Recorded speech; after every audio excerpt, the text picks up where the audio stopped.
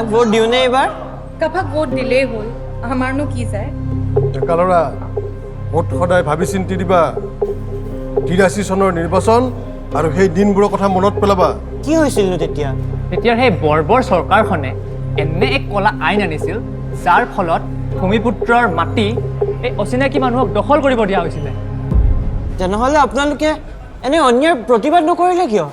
বিৰোধিতা কৰিছিলোঁ, প্ৰবল বিৰোধিতা কৰিছিলোঁ, আনকি নিৰ্বাচন বৰ্জন পৰ্যন্ত কৰিছিলোঁ, যাৰ ফলত আমাৰ 3000 লোকৰ জীৱন শেষ হৈ গৈছিল।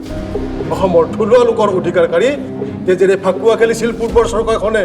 সেই দিনবোৰৰ কথা আমি কেতিয়াও পাহৰিব নোৱাৰোঁ। খিলঞ্জীয়াক সংকটলৈ ঠেলি দিয়া সেই দিনবোৰ মনত ৰাখিছে অসমে। 70 বছৰৰ অৱহেলা মনত ৰাখিছে অসমে।